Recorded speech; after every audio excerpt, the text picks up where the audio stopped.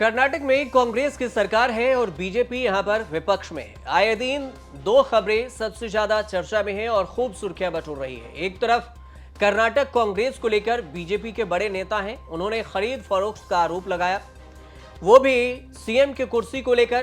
Congress BJP पर आरोप लगा रही है, बीजेपी कांग्रेस पर। जो दूसरा मामला है कि दिल्ली दरबार में डीके और सिद्धारमैया दोनों राहुल गांधी से मिलने के लिए कुछ समय मांगे, इंतजार किया, लेकिन उन्हें 2 मिनट का भी समय राहुल गांधी की तरफ से नहीं मिल सका ताकि मुलाकात हो सके, कर्नाटक के राजनीति को ठीक से समझा जा सके और इस पर विचार किया जा सके। मामला पूरा क्या है वो समझिए। कर्नाटक के एक विधायक द्वारा बीजेपी सरकार पर कर्नाटक सरकार गिराने का आरोप लगाया गया है। कांग्रेस के एक विधायक ने यह दावा किया है कि बीजेपी सरकार गिराने की योजना बना रही है और उसने केंद्रीय एजेंसियां ईडी और सीबीआई के माध्यम से 55 विधायकों को निशाना बनाने के लिए एक लिस्ट तैयार किया है। इसमें हुंडूंग से कांग्रेस के विधायक हैं विजयानंद ने 12 जुलाई को यह आरोप लगाया कि बीजेपी ने 55 कांग्रेस विधायकों की लिस्ट तैयार की है ताकि अगर वे बीजेपी में शामिल नहीं हुए तो उन पर ईडी या सीबीआई के छापे डलवाए जा सकें, दबाव बनाया जा सके। और इस आरोप के बीच में केंद्रीय मंत्री प्रहलाद जोशी ने 13 जुलाई को पलटवार किया और यह दावा किया कि मुख्यमंत्री बदलने की अटकलों के मद्देनजर सत्तारूढ़ कांग्रेस पार्टी में ही विधायकों की खरीद फरोख्त के प्रयास हो रहे हैं।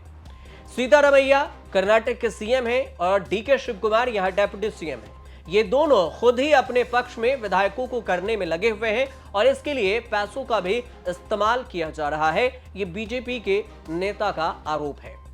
प्रहलाद जोशी ये भी कहते हैं कि कांग्रेस के विधायक ही बिकने को तैयार बैठे हैं और हमें किसी को खरीदने की जरूरत नहीं है। बीजेपी का कोई प्लान नहीं है सरकार गिराने को लेकर और कांग्रेस को जनता का बहुमत मिला हुआ है और ऐसे में उन्हें 5 साल तक कार्यकाल पूरा करना चाहिए और अगर वह आपस में ही लड़ते हैं तो फिर इसका जिम्मेदार बीजेपी नहीं है। ये बीजेपी के मंत्री का सीधे तौर पर कांग्रेस पर आरोप है।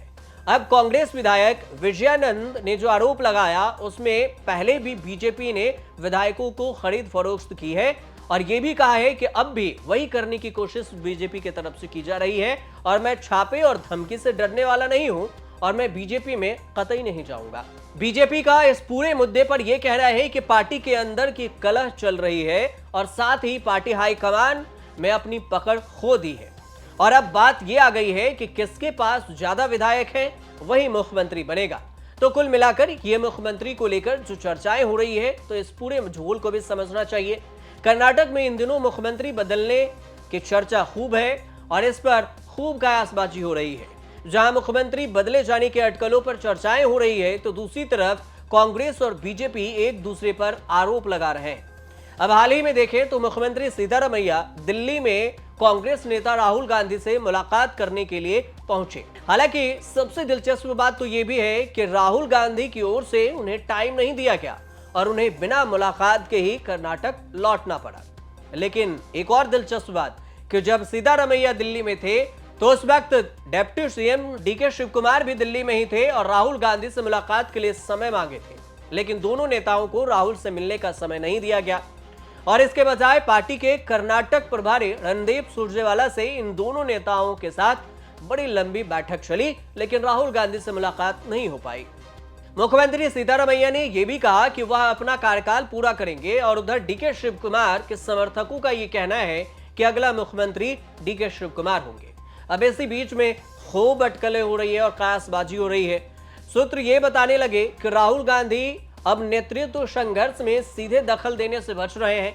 उनका जोर इस बात पर है कि बीती बातों को भुलाकर सरकार को स्थिरता के साथ चलाया जाए और यही रणनीति उन्होंने पहले राजस्थान और छत्तीसगढ़ में भी अपनाई थी, जहां पर अशोक गहलोत और भूपेश बघेल के खिलाफ आवाजें उठने के बावजूद उन्होंने पद परिवर्तन की अनुमति नहीं दी थी और इन राज्यों में अंततः इसका खामियाजा कांग्रेस को उठाना पड़ा था। और अब यही स्थिति कर्नाटक में भी दोहराई जाती दिख रही है कि यहां भी राहुल गांधी खामोश है और उधर दोनों के बीच में कुर्सी को लेकर लड़ाई की बात हो रही है। सिद्धारमैया और डीके शिव कुमार के बीच में सालों पुराना नेतृत्व विवाद एक बार फिर चर्चा में है।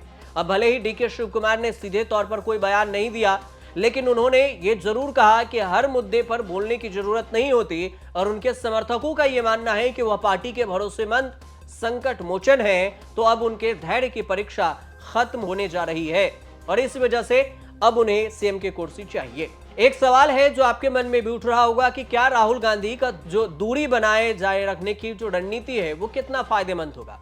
इस पर एक्सपर्ट ये मानते हैं कि कांग्रेस के जो शीर्ष नेतृत्व है उस रणनीति को मुख्यमंत्री के प्राथमिकता देने और बदलाव से बचते हैं। कुछ समय के लिए स्थिरता जरूर ला सकती है ये पूरी रणनीति, लेकिन इससे पार्टी के भीतर असंतोष बढ़ सकता है।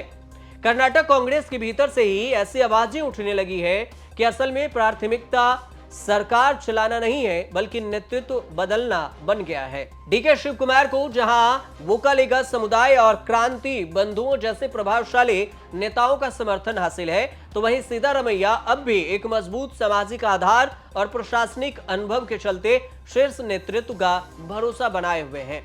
कि देखना जरूरी ये भी होगा कि आने वाले जो इस समय में कांग्रेस इस बार कोई निर्णायक कदम उठाती है या फिर पिछली बार की तरह स्थिति को खींचती रहती है और फिर आखिरकार नुकसान पार्टी को ही उठाना पड़ सकता है।